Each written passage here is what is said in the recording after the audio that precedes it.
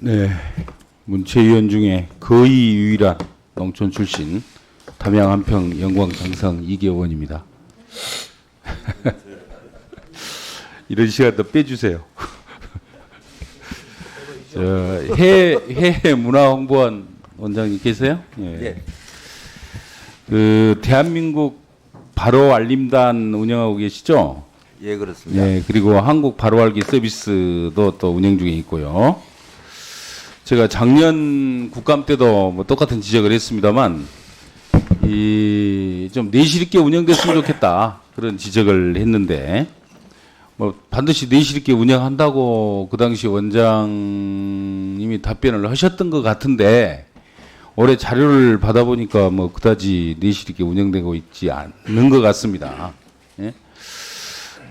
접수된 이제 그 지적들, 동해와 이제 독도가 가장 중요한 내용이 될 텐데, 작년과 비교를 해보니까 금년 9월까지 이 실적을 접수된 내용을 보니까 작년보다 훨씬 늘어났어요.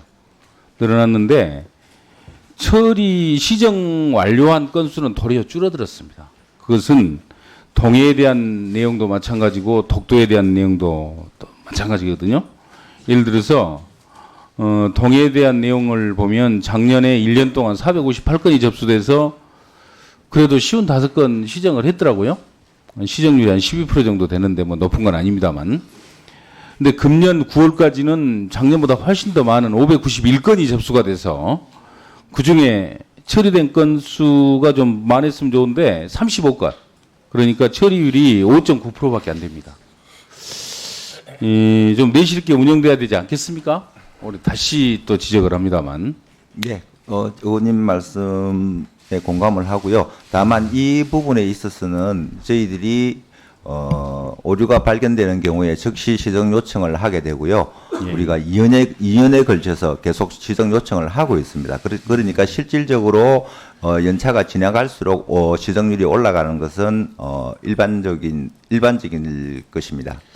그러니까 시정률이 올라가야 되는데 도리어 떨어져서 제가 문제를 지적을 하거든요. 예, 22년에 말씀 주신 23년 건 같은 경우에는 23년, 24년까지 저희들 계속 지속적으로 요청을 하기 때문에 시간이 지남에 따라 누적된 게 있다고 말씀이죠. 그렇습니다. 예. 어쨌든 저 실적이 좀 높아질 수 있도록 적극적인 노력을 해야 되는데 더욱더 노력하겠습니다. 말씀은 그렇게 하십니다만은 걱정되는 게 또 있어요. 그와 관련된 책정된 예산을 보니까 도리어 이 금년에 더 줄었더라고요. 그 바로 알림 서비스 운영 예산이 2021년도에 이제 13억 4,900이어서 이었다가 작년에 11억으로 줍니다.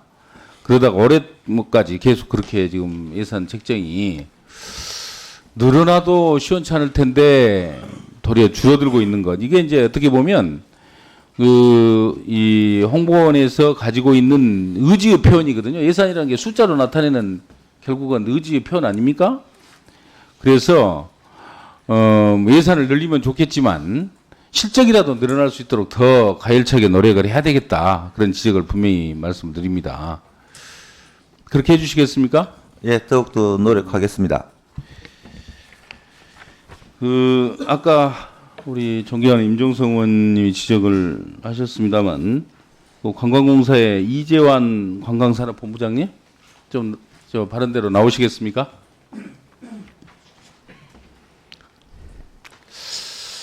저는 이 국회의원 3선 하면서 스스로 낙하산이라고 자처하는 경우는 처음 봅니다. 예, 그래서 우선 좀 들어보세요. 대부분 당신 낙하산이냐라고 지적을 하면 발끈해가지고 절대 낙하산 아니다고 얘기를 하거든요. 근데 나 낙하산이에요. 이렇게 스스로 본인이 뭐 양심 선언인지 어쩐지 모르겠습니다만 자처를 하는 경우 뭐 대단히 아주 희귀한 아주 보기 드문 그런 사례고 또 유사일의 처음인 것 같아요. 제가 보기에는. 하여튼 국회의원으로서는 저는 처음 봤는데 그 뜻이 뭡니까? 낙하산 타고 출근한가요? 아니면 정말 이 권력 타고 왔다는 뭐 그런 취지겠죠, 맞죠? 낙하산이란 뜻.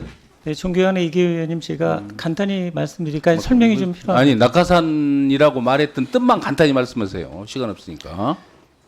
당시 언론에서 낙하산 명단이 수시로 계속 나왔고요. 노조에서 낙하산 인사 물러나라고 저에게 계속 얘기해서 차라리 제가 인정할 테니 일하게 해달라고 했던 거였습니다. 아니 그러니까 그 낙하산이라는 게 낙하산을 타고 출근한다는 뜻은 아니잖아요. 그러니까 권력을 뭐 줄을 타고 이 말하자면 임용이 되었다 뭐 그런 취지로 하신 말씀이죠.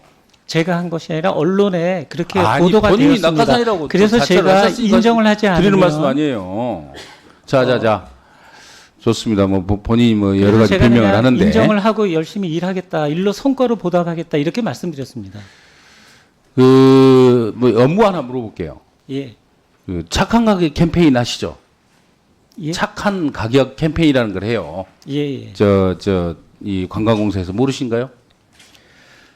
아, 저는 그 부사장과 관광산업본부로 있습니다. 관광산업본부에서 당연히 할 것 같은데? 어떻습니까? 사장님 맞지 않습니까? 그 업무 아닌가요? 착한 가격 캠페인. 예, 착한 가격 캠페인은 제가 아직 내용을 정확하게 파악을 못 했습니다만도. 예. 바가지 요금 없애자는 캠페인. 바가지요? 아, 예. 감당하시죠? 예. 예. 바가지 건절 캠페인. 지난번 10월 7일 날 여의도에서 있었던 여의도 한강공원 일대에서 그 시행을 했던 서울 세계 불꽃 축제 그과 관련해서 주변 호텔을 비롯한 여러 업소에서 얼마나 바가지 요금이 성행했는지 아시나요? 제가 불꽃 축제를 직접 가보지 못해서 자세히 알지는 못하지만 언론을 통해서 어마어마한 관광지에 그 당시에 이제 그 바가지 요금이 성행을 했는데 어떤 특정 물론 뭐 5성급 특급 호텔이긴 합니다만은 특정 호텔에서 일반 객실 고층 그 빅뷰